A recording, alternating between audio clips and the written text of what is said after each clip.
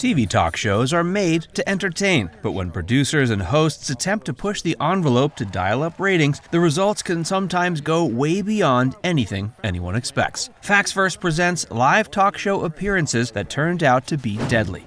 The murder of Scott Amedure. On March 6, 1995, Lake Orion, Michigan resident Scott Amedure went on the daytime tabloid talk show The Jenny Jones Show to reveal a secret that had been eating him up inside for ages. Amedure was a gay man who, for quite some time, had a secret crush on his heterosexual acquaintance, Jonathan Schmitz. Until the taping, Schmitz had no idea who his secret admirer was. In the weeks leading up to his appearance, he'd only been told that someone he knew was attracted to him. He later would state he only participated out of curiosity and that the producers had implied his admirer was a woman. In fact, according to records revealed in court, he specifically said prior to going on the program that he was unwilling to do so if his admirer was a man. During the segment, 24-year-old Amedure was invited to stage first, accompanied by his and Schmitz's mutual friend, Donna Riley. Jones then encouraged Amedure to share a few of his fantasies about Schmitz before Schmitz was invited on stage. The talk show host tried to dial up the drama by pressuring Amedure to reveal the nitty-gritty details of his fantasy. Amedure clearly felt uncomfortable doing so, but Jones kept prying. After Schmitz was brought on stage, the two men exchanged an awkward embrace in which Jonathan appeared to pull away. Scott then dropped the bombshell that he'd been in love with him. In response, Schmitz looked over at both Scott and Jenny and accused them of lying to him before stating that he was, quote, definitely heterosexual. According to a friend of Amedure's, Scott and Jonathan went out drinking together the night after the taping, and while it can't be confirmed by any evidence, it's alleged that a sexual encounter occurred that evening. 3 days after the taping, Amedure reportedly left a suggestive note at Schmitz's home. After finding the note, Schmitz withdrew a sizable sum of cash from his bank account, purchased a firearm, and made his way to Amedure's mobile home. Once there, he asked Amedure if he'd been the one who left the note. According to court records, Amedure responded with a smile. Schmitz then went into his vehicle, got the shotgun, and returned to Amedure's trailer. After a brief scuffle, Schmitz fired 2 shots into Amedure's chest, killing him almost instantly. He then called 911 and confessed to the murder. At his trial, Schmitz's attorney argued he had been diagnosed with bipolar disorder and Graves' disease, and that these conditions led him to commit homicide spurred on by mental illness and humiliation. Schmitz's defense team further presented what's known as the gay panic defense to explain his actions. In this legal strategy, a defendant claims to have acted violently in a state of temporary insanity spurred on by unwanted same-sex advances. The defendant usually alleges that they found the sexual advances so repulsive and frightening that they were provoked into acting in a diminished capacity in what they saw as self-defense. Schmitz ended up being found guilty of second-degree murder and was sentenced to 25 to 60 years in prison. The conviction, however, was overturned on appeal. At his second trial, Schmitz was once again found guilty, leading his sentence to be reinstated.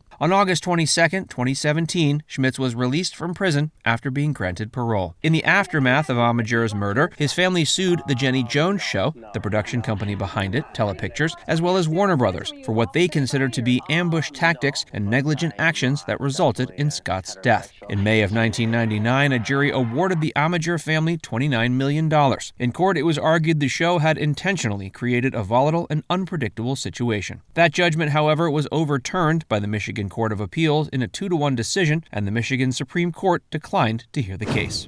The Howard Stern serial killer call. A man identifying himself as Clay called into the Howard Stern Show in 1997 and told the popular radio show host that he had murdered 12 women. He went on to detail exactly why he killed so many people, while stating he wasn't likely done with his murder spree. In the years that have transpired since, recordings of it have been shared on TikTok and YouTube. If you want to hear it in its entirety, you shouldn't have to search that hard to find it. The real question, however, is, was the caller legit? In the 25 years since the segment aired, the identity of Clay has never been determined, nor has any arrest been made. In the conversation with Stern, Clay claimed he chose to murder his victims because it gave him a sense of power. He went on to say he had initially intended to leave behind a trail of clues for detectives at the scene of the crimes, but as it turned out, there was no need for that. Clay said he wanted to baffle people, but ultimately it seemed as if no one noticed what he'd done for quite some time. Clay later told Stern he never sent any clues to the detectives and that he hadn't left anything behind either. While he desired to add his own little signature at crime scenes, he apparently never got around to it. When Clay was asked by Stern and his producer Robin about the timeline of his alleged murders, he informed them that he hadn't killed anyone at that time for about a year.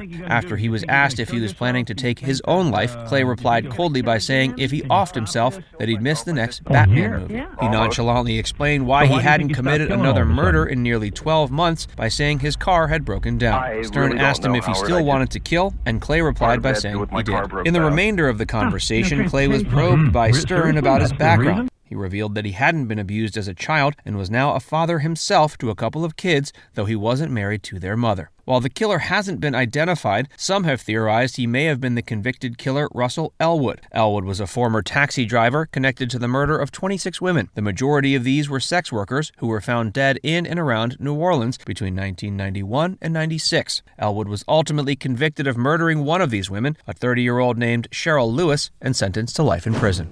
The Jerry Springer Show murder.